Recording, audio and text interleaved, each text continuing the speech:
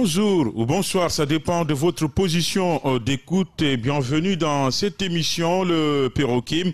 Le Perroquet est une émission à la fois interactive mais aussi de débat qui vous parvient du lundi au vendredi quand il est 8h. Une émission à retrouver aussi sur les antennes de la télévision du même nom. Ce matin, au menu de cette émission, au menu donc de ce numéro de l'émission Le Perroquet, l'actualité sociale mais aussi politique. Vous savez bien, les étudiants guinéens en ont ras-le-bol, surtout de la zone spéciale de Conakry. Et ils ont organisé ce vendredi des sittings dans des enceintes universitaires comme l'université générale Lansana Conté de Sonfonia, mais aussi dans celle de Gamal Abdel Nasser pour dénoncer le coût élevé des transports, un coût consécutif donc à l'état d'urgence sanitaire, aux mesures restrictives qui frappent donc le secteur de transport. Nous allons parler aussi de la gestion de cette pandémie, coronavirus dans notre pays. Le rendez-vous politique aussi, on parlera puisque l'actualité reste focalisée par l'organisation des élections présidentielles du 18 octobre prochain. Notre invité ce matin, l'un de nos invités était hier donc aux côtés de ces étudiants-là pour les soutenir. Il était sur le terrain. Lui, c'est Monsieur Fodé, ou Honorable Fodé Mohamed Souma. Il est le cinquième vice-président de l'Assemblée nationale et le président aussi de la GESI. Bonjour, Monsieur le Président. Bonjour à vous. Vous êtes un grand habitué de cette émission. Vous savez, tout le plaisir est pour moi d'être aux côtés de la jeunesse, de la presse, des médias, pour vraiment partager ce que la Guinée devrait faire aujourd'hui, c'est-à-dire une introspection collective, se parler, dialoguer et essayer de tirer le meilleur de chacun. Bienvenue dans cette émission encore une fois. Le deuxième invité qui est en route, pourquoi il était important hier pour vous d'être aux côtés de ces étudiants qui manifestaient contre le coût élevé des transports? Vous savez, j'ai déjà dénoncé cette mesure qui me semble insuffisante. J'ai toujours dit que lorsqu'on prenait une mauvaise mesure, ça se transformait en contre-mesure. Et hier, j'ai des partisans qui m'ont appelé en me disant, Président, il y a des mouvements à l'université, les jeunes ne sont pas contents. J'ai dit, écoute, je vais venir discuter avec eux. Je pense que c'est de ma responsabilité d'élu et de chef de parti d'aller vers la jeunesse. J'étais entouré de centaines de personnes. Certains étaient dépassés. Comment se fait-il? Je pense sincèrement qu'il faut qu'on change la donne. Lorsqu'il y a un problème social, sociétal, je crois que les politiques doivent s'impliquer, doivent prendre leurs responsabilités. J'ai été à leur rencontre, discuter avec eux, leur demander l'unité d'action, leur demander la discipline et surtout la conviction, continuer à se battre pour ce qui semble être juste. Vous ne pouvez pas avoir des étudiants qui vont construire la nation et les pays au lance-pierre, ne même pas imaginer un instant que ce sont les futurs de ce pays. Et dans le cas des étudiants, ce sont déjà les présents. Ce sont nos enfants qui sont les futurs. Et donc, j'ai été à leur rencontre pour leur apporter mon soutien, pour interpeller le gouvernement. La mesure qui a été prise, non seulement elle est insuffisante, mais elle est néfaste. Vous ne pouvez pas diminuer, pendant que vous diminuez le prix du carburant de 1000 francs, le coût du transport augmente à cause de la pandémie. Je crois que le gouvernement aurait dû rectifier le tir très rapidement en se rendant compte que ça devenait une contre-mesure. Justement, qu'est-ce que vous répondez à ceux qui estiment que votre présence précise à ces lieux précis, lors d'une manifestation estudiantine quand même, est synonyme de récupération politicienne? Vous savez, je vous ai dit que je suis un élu d'abord. Avant d'être un élu, je suis un chef de parti. Et avant d'être un chef de parti, je suis un citoyen. Je suis interpellé par tout ce qui touche la jeunesse. Vous ne pouvez pas bâtir une nation sur du solide lorsque le soubassement, en l'occurrence la jeunesse, va à volo. Vous ne pouvez pas imaginer. Regardez tous les milliards qu'on est en train de distribuer pour une campagne factice à côté de la misère de la population et de la jeunesse. Aujourd'hui, Quel est le jeune qui rêve de voir son avenir en Guinée? Quel est le jeune qui aurait la possibilité de quitter ce pays, qui se dirait non, j'y reste? Donc c'est pour vous dire que l'espoir s'est enfui.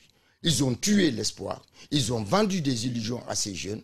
Et moi, partout où on touche à la jeunesse et à l'éducation, on me verra. Justement, est-ce que vous, puisque vous êtes élu, un élu du peuple, vous êtes de facto 5e vice-président de l'Assemblée nationale, est-ce que vous n'aviez pas beaucoup plus de canaux pour interpeller le gouvernement, le président de la République sur ce coût élevé de transport? Parce que, je me souviens, vous avez mis quand même en place une commission d'information sur la gestion de la Covid-19 dans notre pays. Oui, vous savez, nous sommes en vacances parlementaires, en dehors du bureau qui travaille.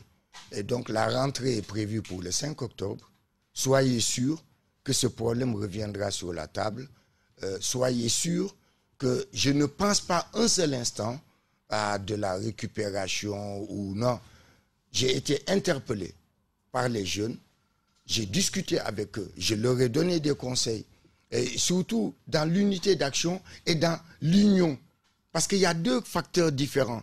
L'unité d'action, c'est on se met tous ensemble.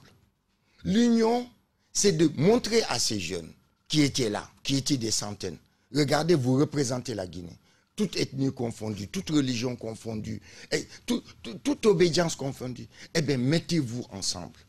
Aujourd'hui, vous n'êtes nulle part. Vous n'êtes même pas chef de quartier. À plus forte raison, préfet, gouverneur, ministre. Mettez-vous ensemble. Vous êtes la majorité de ce pays. Mais prenez votre destin en main, choisissez celui qui sera capable de conduire ce pays, aller vers une communauté de destin. Je leur ai parlé avec mon cœur en tant que citoyen, mais aussi en tant que père et grand-père. Donc, je crois qu'il faut laisser les gens à la politique politicienne. En tout cas, je vois peu de Guinéens, peu de politiques qui auraient été capables d'aller affronter ces jeunes parce qu'ils se reprochent tous quelque chose. Quelle lecture faites-vous de la suite des événements, notamment à l'université Général Lansana Conté de Sonfonia, où les étudiants ont été évacués quand même? Vous savez, on est dans le pays où on confond répression et anticipation sur les événements. C'est-à-dire que la prévention vaut plus que la répression. Le seul langage qu'on a ici, c'est la répression. Eh bien, je crois que si les policiers étaient venus hier, les gendarmes, sans armes, ils viennent discuter avec les jeunes, ils leur demandent de libérer la voie, ils l'auraient fait. Mais c'est des jeunes responsables qu'on a. Nos universitaires, ce n'est pas des gamins, ce n'est pas des sauvages. Il fallait venir discuter. Dans tous les pays du monde, c'est le dialogue qui prime. Eh bien, nous, c'est à coup de gaz lacrymogène, c'est à coup de violence, comme on vient de le faire vis-à-vis de nos sages réunis en un endroit. C'est-à-dire la répression, la répression, la répression. Et vous savez, hein, la violence appelle la violence. Et c'est regrettable que ces jeunes qui manifestaient pacifiquement aient été gazés. Il y a eu des arrestations. Je trouve que ce gouvernement est lamentable. Selon nos informations, le président de la République pourrait lever donc certaines restrictions, notamment dans le secteur du transport dès ce soir. Je mets l'information au conditionnel. Est-ce que pour vous, compte tenu... C'est insuffisant. C'est insuffisant. Qu'est-ce que vous demandez au président de la République ce matin? Ce que je lui demande, c'est de baisser, une baisse drastique du prix du carburant et de maintenir la situation telle qu'elle est dans les transports. On ne peut pas se permettre d'avoir 5-6 personnes dans un taxi en cette période de pandémie. Eh bien, on maintient les 4 personnes dans le taxi, mais une baisse drastique. La police, la gendarmerie et même l'armée à la rescousse pour vérifier que le prix des tronçons est respecté, que le nombre de personnes dans les transports en commun c'est respecté. Voilà ce que j'appelle une attitude responsable. Mais ce n'est pas permettre qu'il y ait 5-6 personnes dans les taxis. Je trouve que ce serait encore plus dangereux. Je vous ai dit, lorsque vous prenez une mauvaise mesure, elle se transforme en contre-mesure.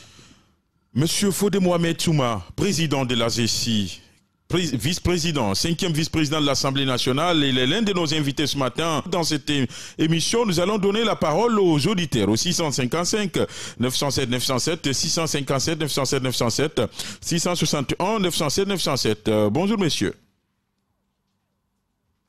Bonjour. Alors, bonjour, M. Barry. Oui, bonjour, monsieur Aboubakar Fofana. Merci beaucoup. Je dis bonjour à votre invité. Bonjour, monsieur Fofana. Monsieur Fodé Mohamed Souma. Ah, monsieur Fodé Mohamed Souma. Le président Fodé Mohamed Souma. Bonjour. Bonjour à vous, mon cher. Merci. Bon, permettez-moi de dire bonjour à mon cher président Laïsselou Dalan Diallo. Ouais. Bonjour à Maman Limanto. Monsieur le président Fodé Mohamed Souma, est-ce que le comportement pareil là, qu'on va violenter les étudiants et les élèves, vous pensez que avec le discours de M. Alpha Condé, son premier sortie concernant ceux de Haute-Guinée, et parlant de l'ethnie, vous pensez que ça peut garantir la stabilité dans notre pays? Est-ce que M. Alpha Condé peut garantir la paix aujourd'hui? Est-ce qu'il a vraiment, est-ce que vous avez l'espoir que M. Alpha Condé veut une élection libre et transparente, crédible dans notre pays? Monsieur Aboubakar. Sans les élections libres et transparentes, oui. Merci à vous, vous êtes largement compris. Merci à vous de nous avoir appelés. Oui, il y a beaucoup de questions en une phrase. Je commencerai par dire que la parole présidentielle a toujours été mise à mal par le président de la République. Mais moi, je pense que c'est une manœuvre de diversion. Lorsque les gens s'égosillent à analyser, à condamner, à fustiger ce comportement et ce discours, je pense que c'est une façon de faire diversion. Aujourd'hui, au lieu qu'on parle du bilan, au lieu qu'on parle de la situation sécuritaire, sanitaire, au lieu qu'on parle de l'échec du plan d'urgence de ce gouvernement moribond, eh bien, on va divertir les Guinéens à travers une phrase malheureuse, à travers une attitude provocatrice, telle qu'aller gazer nos personnalités morales, telle que de faire un discours qui va dans le sens de créer la polémique. Je pense que c'est pour divertir les gens. Justement, nous allons prendre un autre auditeur au 655 907 907 666 907 907. Bonjour monsieur. Bonjour. Oui, votre nom, vous nous appelez d'où? Infatigable, ici Silla Mohamed et Pitaouia. Monsieur Silla Mohamed, bonjour et bienvenue dans cette émission. Merci mon cher ami, permettez-moi de dire bonjour honorable bonjour monsieur Silla. Ancien allié en 2010. Bonjour. Malgré il a mis Taraï. Mais permettez-moi, je vais féliciter l'armée malienne, malgré ce pas actualité des jours. Ce qu'ils ont fait, je les félicite, je les encourage. Ils sont destinés colonel Bandao de station. Des questions, M. Barry à M. Souma. Est-ce que M. Souma qui est de FNDC, oui ou non? Deuxième question, le propos qui est tenu par le président Alpha Condé, c'est qu'il a rappelé ce qui est passé en 1985. C'est un propos responsable, oui ou non? Merci à vous. Merci à vous, M. Silla, de nous avoir appelé dans cette émission. C'est votre appartenance ou non au FNDC, Front National pour la défense de la Constitution? Non, nous avons quitté le FNDC pendant les législatives. En tant que membre fondateur, nous avons animé cette structure citoyenne qui aurait dû rester vraiment aux côtés du peuple.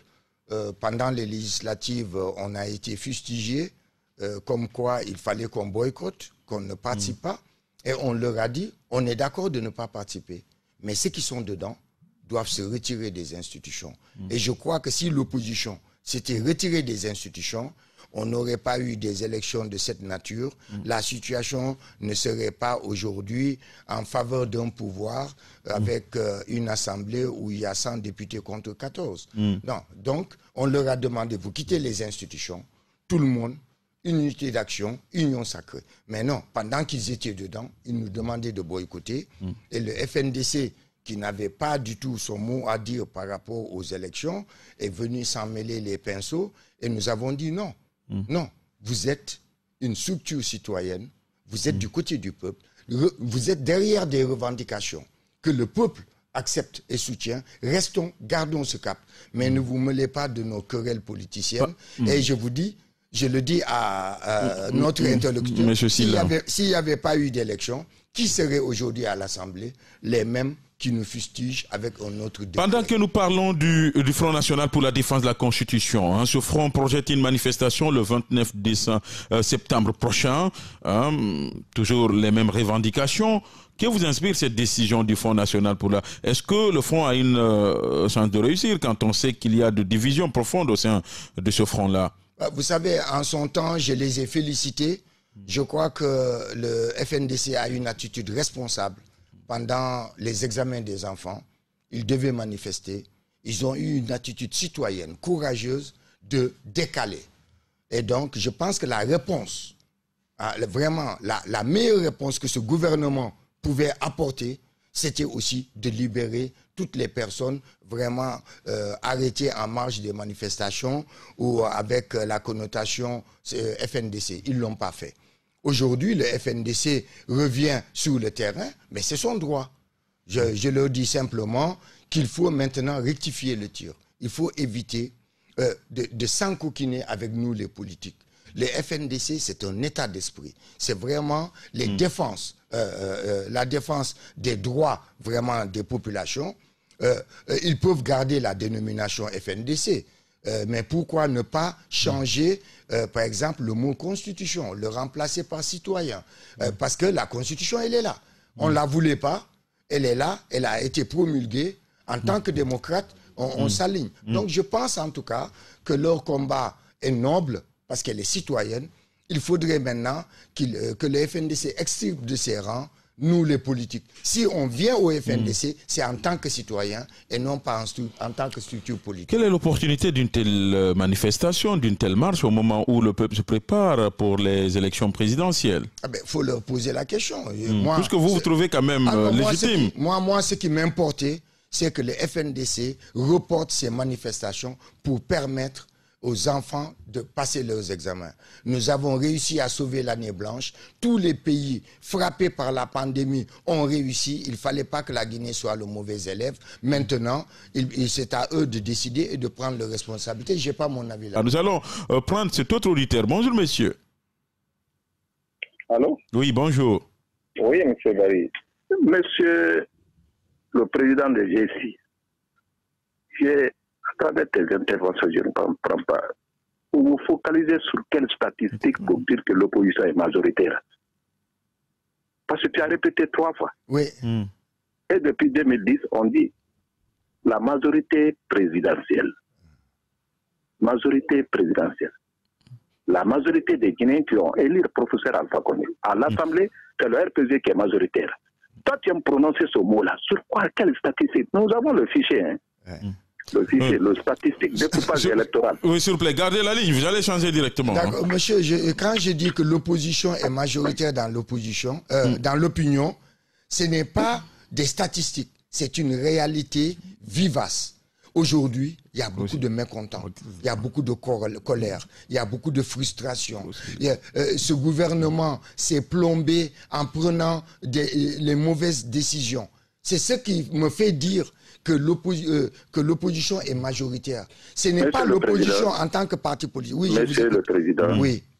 Ce n'est pas les propos des gens que vous pouvez dire que majoritaire parce que les gens sont fixés. C'est pour départager ça. Je crois que c'est les jeunes qui déterminent si le pouvoir est majoritaire ou pas. Monsieur Mori Traoré. Est-ce qu'il y a eu ça? Monsieur Mori Traoré, oui. S'il vous plaît, gardez la ligne. Je vais donner la parole à cet autre auditeur-là. Bonjour, monsieur. Bonjour. Monsieur Barry, bonjour tout le monde. Je me nomme Diallo Linsan, le coordinateur du mouvement CFDG à la CASA. Monsieur Diallo Linsan, vous avez une question pour notre invité? Oui. Je vais poser les questions de M. Souma. Monsieur Souma, je veux vous demander est-ce que vous avez donné un consigne pour les votes pour votre militant. Encore, à l'Assemblée là-bas, est-ce que vous recevez votre salaire règlement? Est-ce que vous êtes en train de débattre des problèmes des Guinéens à l'Assemblée nationale? Est-ce que vous êtes en train de défendre? Monsieur Diallo Linsa. Oui. Oui, c'est bon. Merci à vous de nous avoir appelé. Oui, nous allons finir avec monsieur. Nous allons redonner la parole à monsieur Mori Traoré. Voilà, monsieur Souma, dans la cité aujourd'hui, Alpha Mania qui est dans la cité aujourd'hui, si c'est l'engouement, comment les gens sont mobilisés, comment les mouvements sont motivés pour soutenir Alpha Condé. Et vous pensez qu'il y a des filtrations, il y a ceci, cela. Si c'est des fonds de crosse des militants dans la cité aujourd'hui, qu'est-ce que vous voyez? Moi, ce que je vois, mon cher frère, ce que moi je constate, c'est qu'il y a beaucoup de mécontentement, il y a beaucoup de colère, il y a beaucoup de frustration. Donc, c'est pourquoi je dis que l'opposition est majoritaire. Quand je dis opposition, ce n'est pas les partis politiques. Non, c'est ce qui se passe dans la cité. Et nous estimons aujourd'hui que l'opposition est majoritaire dans l'opinion. L'autre question de M. Diallo Linsan, est-ce que vous avez donné des consignes de vote? Certes, vous n'êtes pas candidat. Est-ce que vous allez soutenir un quelconque candidat? Vous savez, nous avons tenu notre bureau exécutif ce samedi et j'ai pu vous assurer que lorsque vous n'êtes pas partie prenante, vous n'avez pas votre mot à dire. Nous estimons aujourd'hui que la GECI n'étant pas à course, eh bien, nous sommes en marge de cette élection. Que nous suivons et nous recommandons à ceux qui participent d'aller vers l'essentiel. Parce que nous savons tous, ce qui est programmé aujourd'hui, c'est la crise post-électorale et il faut que les Guinéens puissent gérer cette période. À présent, un second invité sur ce plateau-là. Excusez-moi, monsieur, gardez la ligne. Nous avons un second invité dans ce studio-là. Lui aussi, il est docteur. Docteur Ousmane Kaba, président du PADES. Lui, il est candidat à la présidentielle du 18 octobre prochain. Bonjour, monsieur le président. Bonjour. Bienvenue dans cette émission. Merci beaucoup. Comment se passe la campagne électorale, monsieur le président? Ça se passe très bien. Je suis agréablement surpris par la ferveur des Guinéens. En tout cas, en ce qui concerne le programme du PADES, nous sentons bien l'adhésion populaire parce que c'est une campagne qui est basée sur la vérité. Basée sur la vérité. Justement, monsieur le président, première question pour vous, c'est par rapport à ce qui s'est passé. On sait que le RPZ Arc-en-Ciel a lancé le week-end dernier sa campagne officiellement à Cancan. Le président de la République a pris part à cette campagne via visioconférence. Il a tenu un discours là. Comment vous analysez le discours fait par le président Alpha Condé, disons que le candidat du RPZ Arc-en-Ciel? C'est une grande déception pour beaucoup de monde, mais pas pour moi. Parce que le président de la République est en grande difficulté dans son fief pour cause de promesses non tenues et il ne trouve rien de bon à faire ni de bilan à présenter que d'aller sur un schéma ethnique. Je pense que la nation guinéenne a plutôt besoin d'être unie et lorsqu'on a fait 10 ans au pouvoir et que l'on est président de la République, il faut veiller à l'unité de sa nation et non pas mettre les ethnies les unes contre les autres. Après 10 ans, il aurait dû dire combien de kilomètres de route et de goudron il a eu à Cancan, s'il veut s'adresser à cette population. Quelles sont les solutions à la crise de l'électricité pour laquelle les jeunes sortent dans la rue depuis plusieurs mois? Mais hélas, comme il n'a rien fait du tout, il n'a résolu ni le problème des routes, ni le problème de l'électricité, ni le problème de l'eau, ni même le problème de l'éducation et de la santé. Il ne trouve rien de mieux que d'aller sur ce chapitre-là. Mais c'est une insulte à l'intelligence des Guinéens et des Cancanais. Je crois que toute la nation doit aller dans un seul sens, dans le sens de la fraternité et de l'unité, parce que c'est ce que nous sommes réellement. Est-ce qu'on peut dire que, parce que certains disent que Dr Ousmane Kaba est visé dans cette sortie du candidat du RPZ Arc-en-Ciel, est-ce que cela veut dire que le PADES fait peur à Cancan? Justement, le PADES fait très très peur. Moi, c'est bien sûr nous, le PADES qui est visé, parce qu'aujourd'hui la ville est divisée. C'était son fief, mais le PADES est devenu majoritaire depuis très longtemps. Les gens ne se sont pas rendus compte, c'est maintenant que tout le monde se rend compte. Aujourd'hui, le RPG Arc-en-Ciel est décrié en Haute-Guinée. Ce n'est pas seulement Cancan, que ce soit à Sigri, Mandiana, tout Kerouani, tout, même Kouroussa. Le PADES a le vent en poupe. J'en suis très heureux parce que les Guinéens ont fini par comprendre qu'il y avait beaucoup de promesses qui ne reposaient absolument sur rien et qu'il n'a jamais eu l'intention de développer ce pays. Mais quelles sont les données dont vous disposez comme quoi le PADES est majoritaire en Haute-Guinée? Est-ce qu'on a des statistiques? Ce sont ces élections-là qui vont nous le montrer. Vous savez, le PADES n'est né qu'en 2017, ça fait juste 3 ans. Et nous n'avons participé qu'à une seule élection à 2 semaines de sa naissance, seulement 2 semaines. Et là, quand même, nous avons eu 84 conseillers et nous étions déjà le 4e parti de la Guinée en 2 semaines d'existence. Donc, ce n'est pas du tout étonnant qu'aujourd'hui, et ces élections vont donner l'occasion justement au PADES de mesurer sa popularité. Mais moi, je suis persuadé que nous sommes là pour gagner et que nous allons gagner sur l'évolution du terrain. Monsieur le président du PADES, ce matin donc nous avons 2 invités sur ce plateau-là. Dr Ousmane Kaba, président du PADES et candidat à la présidentielle du 18 octobre prochain, mais aussi Monsieur Fodé Mohamed Souma, président de la ZECI et 5e vice-président de l'Assemblée nationale. Nous allons donner la parole aux auditeurs au 655 907 907. Bonjour messieurs.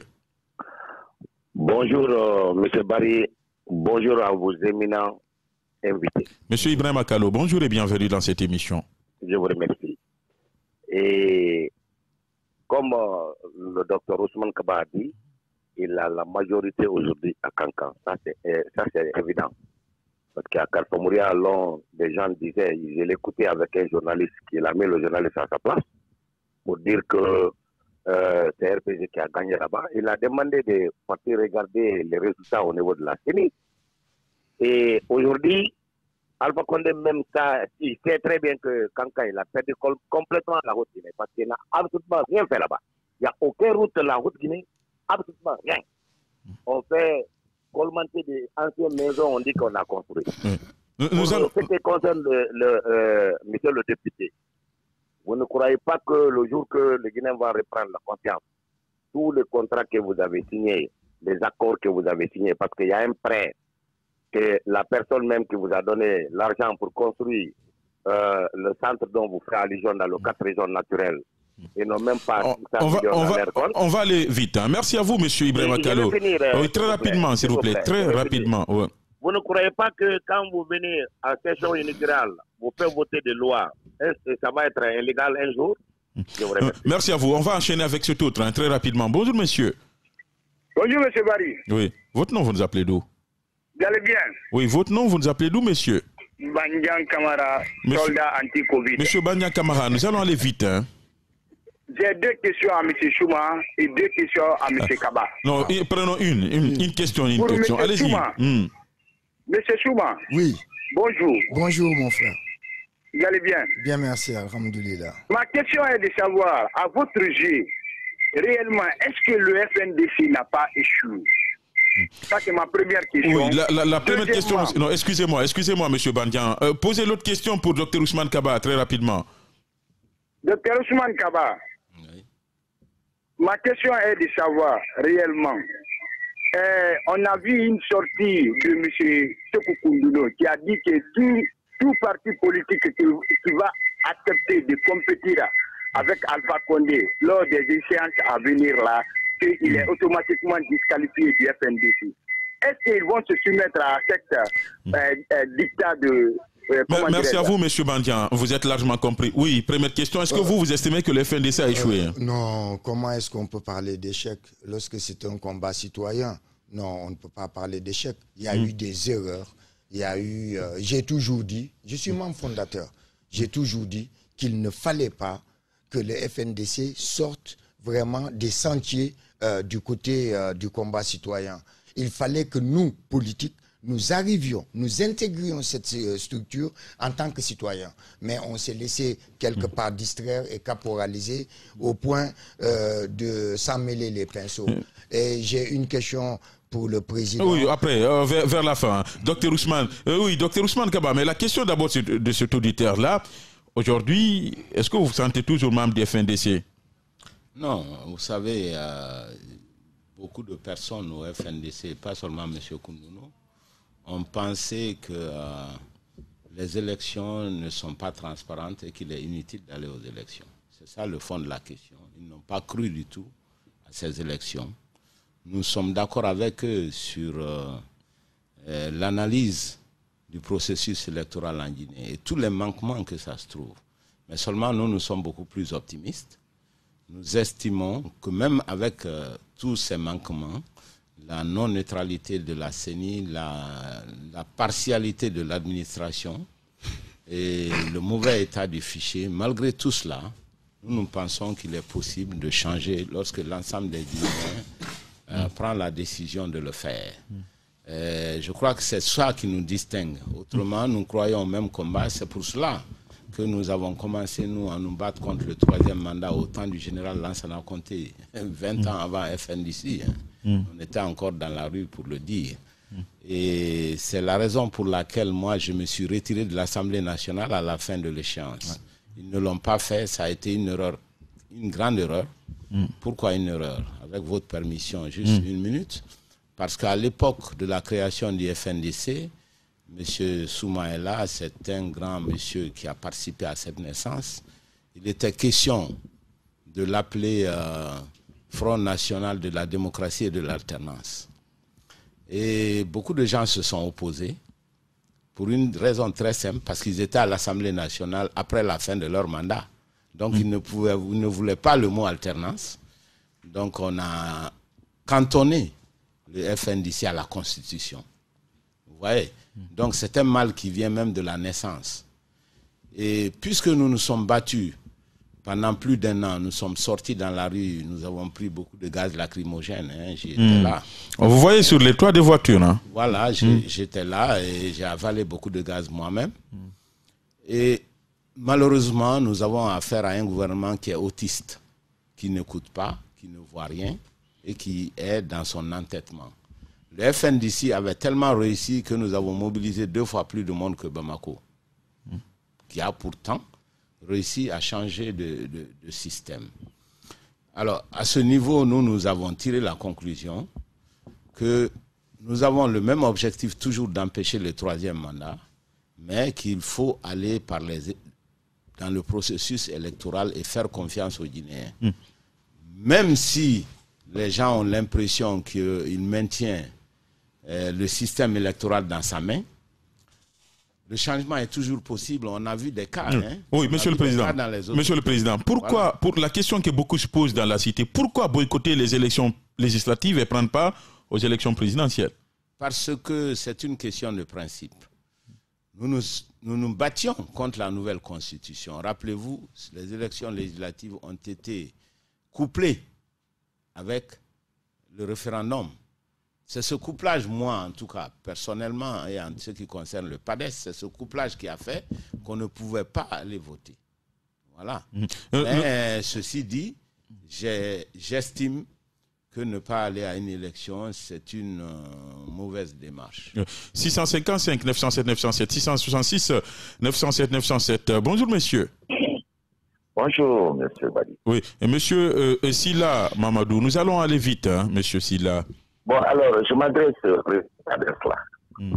Est-ce qu'il n'a pas l'inquiétude de subir peut-être par le sort à l'avenir du PDM en Haute-Guinée? Parce que actuellement, le PADES est la cible du pouvoir.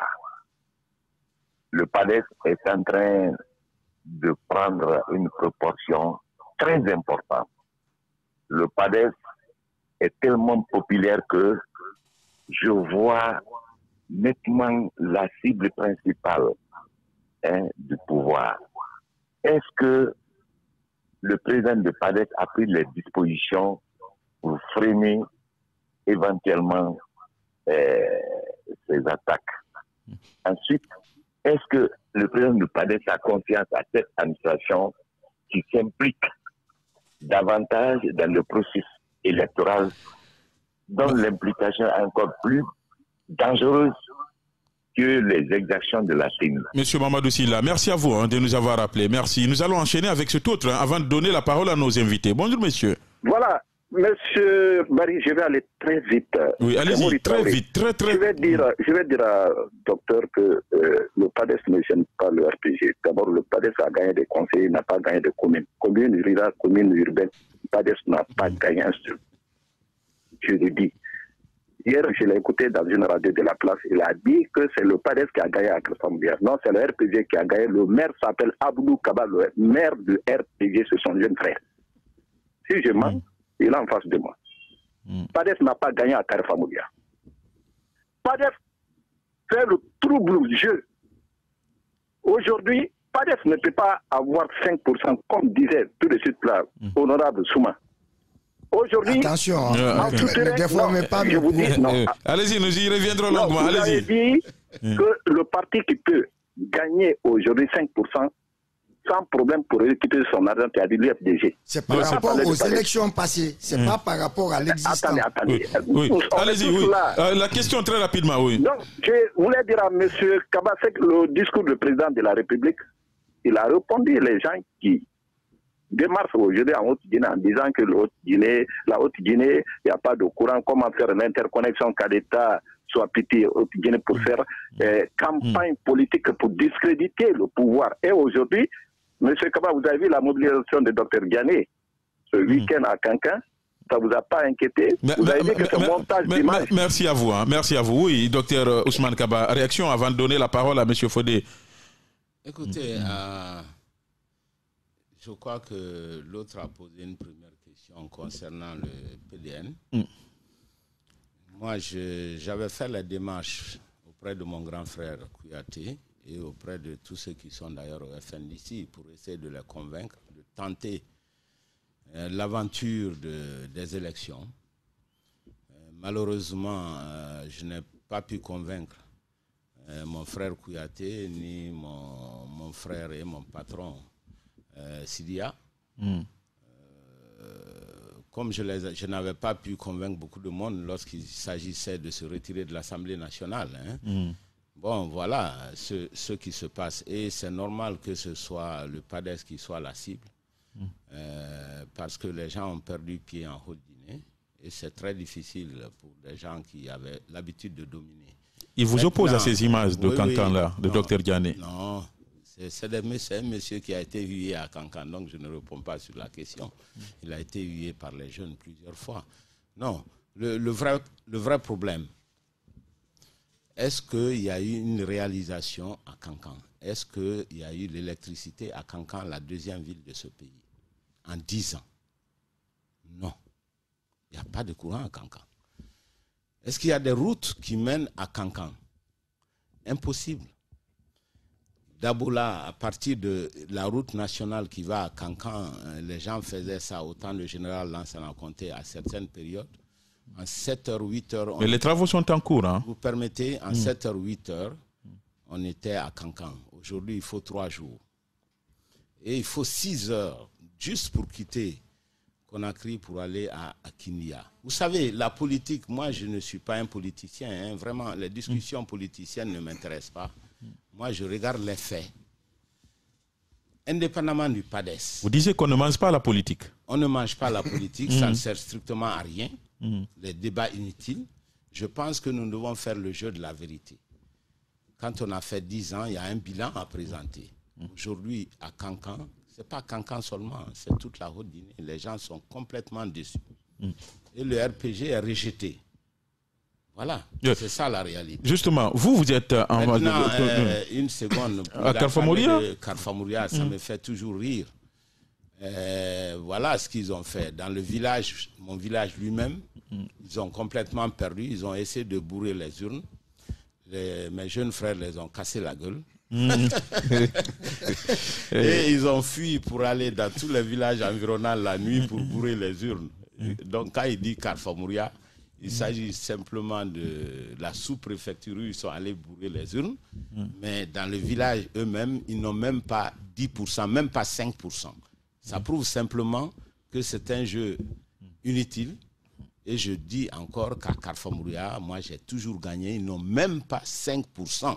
Le RPG ne l'a jamais eu à Kalfamouria contre moi. Maintenant que les gens bourrent les urnes dans les villages environnants. Ça, c'est leur affaire. Nous reviendrons longuement sur votre programme pour votre projet de société, Monsieur le Président. S'il vous plaît, c'est l'essentiel. Mais Monsieur Fodé Mohamed Souma, vous étiez là. Parce que c'est que le paradoxe, Dr Ousmane Kaba, lui, n'était pas candidat aux élections législatives, mais aujourd'hui, il est candidat. Vous étiez candidat aux élections législatives, mais vous ne l'êtes pas aujourd'hui. En fait, c'est comme il l'a dit. Bon, j'ai salué sa posture et j'ai fustigé ceux qui étaient restés là-bas. C'est pourquoi j'ai dit au FNDC, on ne peut pas avoir en notre sein des gens qui violent la Constitution. J'ai dit, en dehors de Dr Ousmane Kaba, eh bien, on doit extirper tous les autres. On n'a pas eu le courage de le faire. Ça, c'est une parenthèse. La seconde, par rapport à ce que le monsieur disait, je parle, moi, de l'expérience des élections. En dehors de l'UFDG, qui a déjà eu plus de 5%, tous ceux qui vont à la compétition, là, n'ont jamais été. C'est pourquoi j'ai dit les 5% pour les obtenir. Mais ce n'est pas du tout par rapport à l'existant. Je parlais de l'histoire des élections. Nous, on a demandé à nos pères de l'opposition, retirez-vous des institutions, on fait bloc et on va aux élections. Mais vous ne pouvez pas, pendant que vous êtes dans les institutions, vous nous demandez de boycotter. Donc nous, ce n'est même pas par rapport aux fichiers et autres, c'est par le fait qu'ils sont restés à l'Assemblée. Parce que s'il n'y avait pas eu ces élections, c'est eux qui seraient encore là-bas avec un autre décret. Vous dites que les résultats sont connus d'avance, parlant de ces élections présidentielles. Vous dites à Dr Ousmane Kaba, vous partez, mais les résultats sont connus d'avance. Vous savez, il ne faut pas être naïf. Tout à l'heure, il parlait d'un côté factuel. Aujourd'hui, aucun parti n'est capable de ratisser large au niveau national. Il y a plus de 16 000 bureaux de vote, presque 16 000. Donc, alors que l'unité d'action aurait permis ça, aurait permis au PADES, là où il est fort, de rendre forte cette coalition. Pareil pour la GCI et les autres. Mais en allant en ordre dispersé, en ayant un électorat, même si le monsieur ne l'a pas dit, aujourd'hui l'électorat de l'opposition est majoritaire dans ce pays. Mais si nous l'émiettons, si nous la partageons, eh bien on rend fort le parti au pouvoir. On verra si à l'issue de cette émission-là, puisque jusqu'à présent vous n'avez pas donné de consigne de vote, on verra à l'issue de cette émission si vous pourrez donc appeler à voter Dr Ousmane Kaba. Tout dépendra du projet de société dont il est porteur, non? Vous savez, c'est pas parce qu'il est en face de moi. Allez voir ce que j'ai dit de lui. C'est pourquoi hier, je saluais tout ce qu'il a fait dans le domaine de l'éducation. Vous savez, lorsque l'éducation n'est pas le soubassement d'une nation, vous ne pouvez rien voir. J'ai vécu dans des pays qui n'ont pas nos richesses, mais qui ont mis l'accent sur la matière grise, sur l'intellect.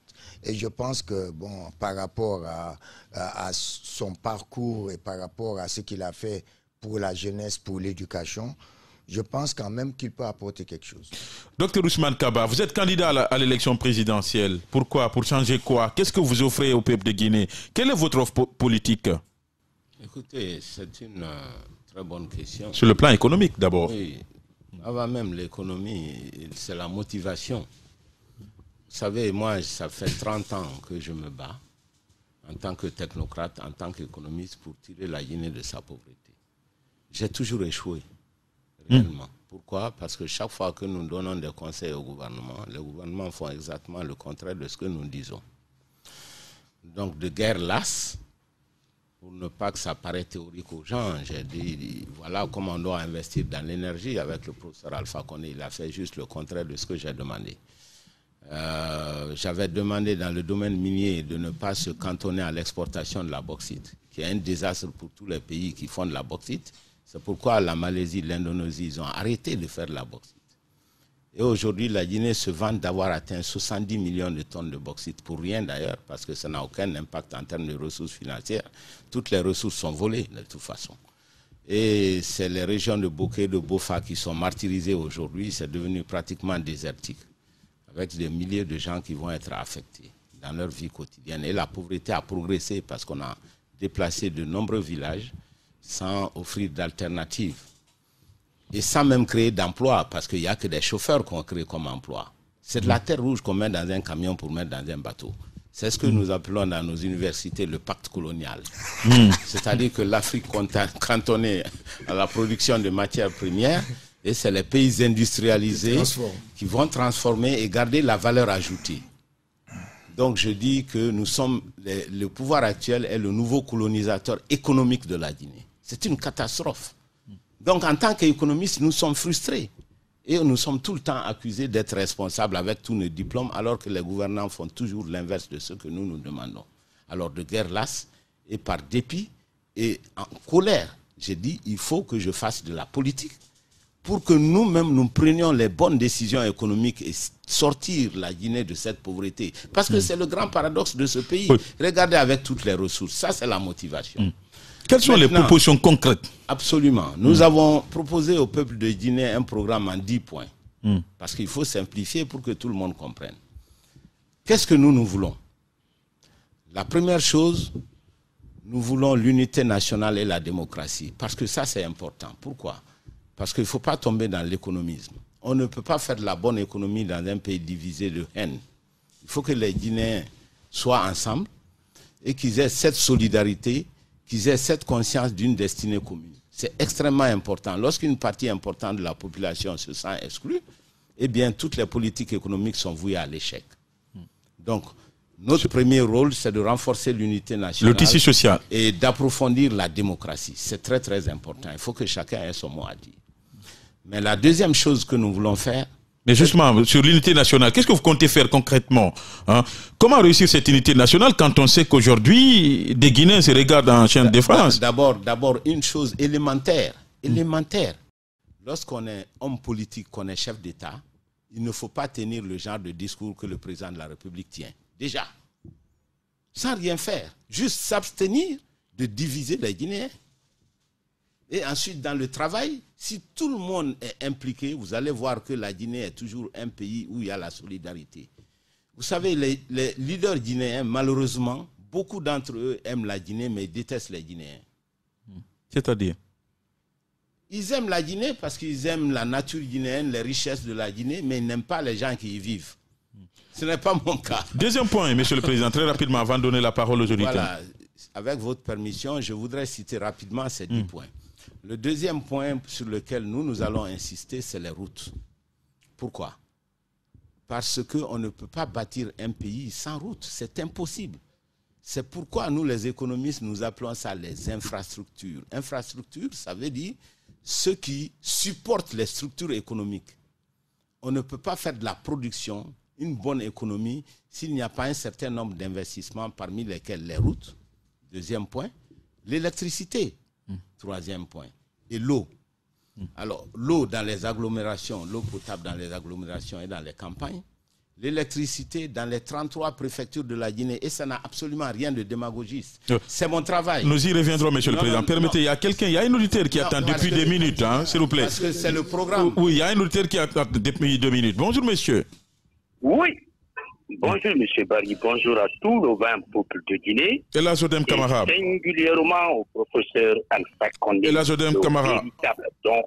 On va aller vite, la Zodem Camara. Bonjour à vos invités. Bonjour, monsieur. Écoutez, oui, quand on est opposant, on aspire, c'est-à-dire au pouvoir, c'est une réalité. Mais à l'arrivée du professeur Alpha Condé, la Guinée était dans le tour. Il faut quand même reconnaître les réalisations qu'il a faites. Il a réussi à réformer l'armée. Je pose la question à vos invités, si c'est une réalité ou pas. Il a réformé l'armée au prix de sa vie en renvoyant 4000 militaires avec des mesures d'accompagnement. Aujourd'hui, l'unicité de la caisse est là. Je ne dis pas qu'il n'y a pas de détournement, mais contrairement à l'air compté, là où pendant le temps que les ministres donnaient des clés de voiture ici dans la cérémonie. Donc pour vous, il y a eu de réalisation. Excusez-moi. Donc pour vous, il y a eu de réalisation. Il y a beaucoup de réalisations. Oui, est-ce que vous avez une question de la fête de l'indépendance? Il y a beaucoup de nos préfectures qui ont été réhabilitées, les maisons coloniales qui ont été réhabilitées. Allez-y, regardez le à présent, est-ce que vous avez une question pour nos invités? Donc, non, ce que je voudrais leur poser, il ne peut pas quand même nier les réalisations de Alpha Condé en 10 ans. Et si vous prenez les 4 barrages là, le barrage soit petit, qui est en cours de finition, je pense que c'est le plus grand barrage électrique de la région. Merci à vous. Merci à vous de nous avoir... Oui, docteur, vous étiez en train de parler de l'eau. Hein. Donc, c'est l'une de vos priorités. Il faut laisser un peu de temps pour qu'on puisse parler de ce programme. Mais le temps parce file. qu'après, les gens demandent, vous n'avez toujours pas dit ce que vous faites. Et quand on commence, on est tout le temps coupé, c'est un peu ennuyeux. Donc je disais qu'il faut des routes, il faut l'eau, il faut l'électricité. 4. Mais l'électricité, ce n'est pas seulement pour l'éclairage, j'insiste toujours là-dessus, parce que les gens pensent que quand on parle d'électricité, on parle simplement de l'éclairage nocturne. C'est pour ça que les autorités même disent, bon, à Cancan, on vous donne l'électricité de 20h à 6h du matin. C'est ridicule. À part l'éclairage, l'électricité est un facteur de production. Vous n'avez pas d'électricité, vous n'avez pas de route. Vous ne pourrez jamais avoir des petites et moyennes entreprises dans un pays. Vous n'allez pas avoir des usines dans un pays. Donc le développement est illusoire sans les infrastructures de base. C'est pour ça que nous avons dit que nous allons donner l'électricité, pas à Cancan seulement, mais dans les 33 préfectures de ce pays. Et je sais exactement de quoi je parle. En misant sur quoi? Non, c'est mon métier. Ça, c'est facile, ça. Donner l'électricité à la Guinée. La Guinée, c'est un tout petit pays de 13 millions d'habitants. Merde. Comprenez que ça ne fait même pas la moitié d'une grande ville. Toute la Guinée réunie. Malheureusement, et dans les 140 pays des Nations Unies, il n'y a qu'une dizaine de pays comme la Guinée qui n'ont pas l'électricité. C'est extraordinaire que les gens parlent encore d'électricité, comme si nous sommes à l'époque du Moyen-Âge. Pour un économiste professionnel comme moi, c'est un scandale sans fin. Eh bien, moi, j'allume. Aujourd'hui, est-ce que vous savez que celui qui a fait le même travail que moi, Alassane Ouattara, qui m'a recommandé d'ailleurs en Guinée, Alassane Ouattara est en train maintenant d'éclairer les villages de 500 habitants en Côte d'Ivoire. 500 habitants. Villages de 500 habitants. Il ne parle même plus de villes. Donc ce n'est pas des chimères. C'est facile pour quelqu'un comme moi de le faire. Entre parenthèses, parce qu'il a parlé des barrages du professeur Alpha Condé. Moi, je n'ai jamais nié qu'Alpha Condé a fait quelque chose. Je ne dis pas qu'il n'a rien fait du tout. Tous ces barrages-là, c'est une très bonne chose, puisque j'ai été le premier à trouver l'argent de Caleta. Lorsque Alpha Condé n'en voulait pas, étant son conseiller, j'ai eu 3 mois pour le convaincre de faire le barrage de Caleta. Il l'a fait. Mieux, il est maintenant dans Swapiti, à Maria, et le dernier barrage qu'il est en train de faire à Pita. Tout ça, c'est une excellente chose. Moi, je ne suis pas contre. Par contre, ce que je dis, il n'a pas décentralisé l'investissement électrique, envoyer des barrages en région forestière et en Haute-Guinée, ça ne coûte pas cher et ça permet d'éclairer les 60%. Des micro-barrages. Oui, ça permet d'éclairer, de donner l'électricité à ces 60% de la Guinée. Alors, sur le fond de l'emploi, est-ce que vous avez des propositions, Monsieur le Président? Si vous permettez, j'étais en train de citer, j'étais juste au 4e point. Et 5e point, c'est l'éducation. Monsieur Souma a raison. Moi, j'ai passé ma vie dans l'éducation. Je sais que c'est la chose la plus importante pour un pays. Malheureusement, la Guinée fait partie des rares pays qui dépensent le moins pour l'éducation. Moins de 15%. Nous avons la santé que nous allons développer. Mais nous allons aussi développer le monde rural. Quand je dis le monde rural, ça veut dire l'agriculture, la pêche et l'élevage. Pourquoi? Parce que la majorité de notre population vit dans le monde rural. Et il faut atteindre l'autosuffisance alimentaire. Dans le domaine agricole, nous avons les 2 objectifs. L'autosuffisance alimentaire d'une part et exporter pour que les agriculteurs gagnent de l'argent. Pendant les 10 ans du professeur Alpha Condé, on n'a atteint ni l'un ni l'autre objectif. On n'est pas autosuffisant et on n'exporte même pas non plus en grande quantité. Il faut faire toutes ces choses-là. Mais ce n'est pas tout. L'emploi. Oui, justement. Alors, vous comptez créer combien d'emplois? La première année Attendez. Moi, je veux bien que... vous savez, moi, je suis professeur d'économie. C'est ça mon métier. Nous voulons des chiffres, monsieur. Non. J'ai horreur de donner des chiffres qui ne veulent rien dire, que personne ne comprend. C'est ça la démagogie. D'abord, il faut comprendre de quoi on parle. Pour créer des emplois dans un régime comme celui-ci, un régime libéral, puisqu'on a laissé le communisme. Donc, il faut donner vie aux entreprises. Les entreprises, il y a les grandes entreprises qui vont investir dans différents secteurs. Il y a les petites et moyennes entreprises qu'il faut densifier, qui constituent vraiment la mine de l'emploi. Alors, j'ai dit tout à l'heure, on ne peut pas parler d'emploi dans un pays où il n'y a ni route ni électricité, il n'y a pas d'infrastructure. Donc déjà, en mettant les infrastructures, on fait des politiques d'emploi. Maintenant, il y a des politiques spécifiques qu'il faut faire, que ce soit les fonds de garantie, que ce soit dans le domaine de l'éducation, faire le pont entre l'éducation et le monde du travail. Et encourager les initiatives dans la création d'entreprises. Ça, c'est notre métier. Nous savons le faire. Donc, nous allons créer des millions d'emplois parce qu'il y a des millions de jeunes qui ne travaillent pas. Et dans tous les secteurs, y compris l'agriculture. Vous savez, moi, je suis un agriculteur. Je ne sais pas de la théorie. J'ai fait beaucoup d'agriculture. Je sais exactement ce qu'il faut. Encadrer des jeunes paysans, des semences à la terre, à la production, à la récolte et à la commercialisation. Donc, il y a tout un processus qu'il faut étudier par filière. Oui, docteur Ousmane Kaba, président du PADES, candidat à l'élection présidentielle, monsieur le président, s'il vous plaît. Fini, oui, vous n'avez pas encore fini, mais on va donner la parole à monsieur Fodé Mohamed Souma parce qu'il tenait à vous poser une question. Hein. Non, je dis que... D'abord, à l'analyse de son programme. Je vous dis sincèrement que personne ne peut dire que rien n'a été fait. Ce que nous fustigeons en tant qu'opposants, c'est entre ce que nous voyons, l'existant, ce qui aurait pu être fait, ce qui aurait dû être fait. C'est de ça que nous parlons. Mais personne ne peut dire que le président Alpha Condé n'a rien fait, ni les anciennes républiques. Ça, c'est une parenthèse. Mais à l'analyse la seconde, c'est par rapport au candidat. Je préfère le laisser parler parce que là, il est en train de s'adresser aux Guinéens. Mais est-ce que vous vous retrouvez dans son programme de société, par exemple ? Président, moi, mon problème, c'est comment vous allez faire pour sécuriser vos voix, pour sécuriser les bureaux de vote, sachant que vous êtes un jeune parti, sachant qu'il y a plusieurs partis de l'opposition. C'est pourquoi nous avons beaucoup parlé de la candidature unique, de fédérer, afin que nous puissions partager le pouvoir. Aujourd'hui, vous vous mettez en difficulté en allant en ordre dispersé. Oui, monsieur le président, très rapidement, parce que nous sommes pris par le temps. D'abord, je suis parfaitement d'accord avec monsieur Souma. Ce que nous devons faire de mieux, et nous allons le faire, c'est de nous adresser à tous les partis d'opposition pour qu'on se donne la main.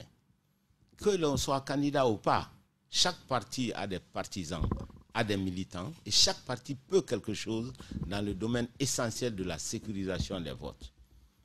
Donc, comme il l'a dit, il faudrait qu'on se retrouve, qu'on se partage géographiquement la Guinée, pour que chaque parti travaille pour sécuriser les votes dans une zone spécifique. Si on joue de cette complémentarité, on va empêcher le pouvoir de faire le hold-up électoral dont il a l'habitude. Hein? Ouais. Donc c'est une proposition très bonne que moi je partage entièrement et nous allons travailler pour cela. Monsieur le Président, on espère vous retrouver très prochainement pour 1h30 pour décrypter le contenu point par point de votre projet de société. Mais est-ce que vous êtes prêt à un débat avec le directeur de campagne de RPZ Arc-en-Ciel, Dr Kassori Fofana, votre ami? Bien sûr, je serais ravi. On peut programmer ça. Je serais ravi, posez-lui la question. S'il accepte, moi je suis ravi de discuter avec lui parce que d'abord nous sommes habitués, c'est un bon ami, mais n'empêche que nous avons beaucoup de divergences politiques parce que c'est manque de résultats. On peut raconter ce que l'on veut, la Guinée se trouve encore derrière nous. On parle de dire on a trouvé la Guinée dans un trou. Permettez-moi de répondre. C'est pas seulement pour défendre le président Lansana Conté. Moi, je suis un homme véridique. Mais au temps de Lansana Conté, on quittait Conakry pour aller à Cancan en 8 heures de temps. Aujourd'hui, il faut 3 jours. Monsieur le Président. Au temps du général Lansana Conté, personne ne dépassait 2 heures de temps entre Conakry et Kinya. Aujourd'hui, il faut 6 heures de temps. Alors, c'est une chose de parler. C'est une chose de dire la vérité, ce qui est visible, ce qui est palpable. C'est pour ça que je dis que moi, je ne comprends pas la politique politicienne. Parce que les gens souvent racontent n'importe quoi parce qu'on est partisan. Docteur Ousmane Kaba, imaginons un seul instant. Docteur Ousmane Kaba, président de la République, quel sera votre premier acte fort? Refaire les routes de Guinée. Merci à vous, monsieur le président, Dr Ousmane Kaba, président du PADES et candidat à l'élection présidentielle du 18 octobre prochain. Merci également à vous, honorable Fodé Mohamed Souma, 5e vice-président de l'Assemblée nationale et président du parti ZESI. Le plaisir pour moi. C'est la fin de cette émission. Ce matin, les opérations techniques ont été conduites côté radio par Mohamed Kamara. Les différentes caméras ont été conduites par Oumar Souma, Marcel Souma, Mohamed Sangari, Alassane Simakan. Le montage de l'émission est assuré par Vabako Evogui, l'enfant chéri de la forêt. Merci également à la régie, placée sous la conduite de Francis Abba. À demain, Inch'Allah, pour un autre numéro. D'ici là, passez un excellent moment en compagnie du reste des programmes du groupe Évasion Guinée. Au revoir.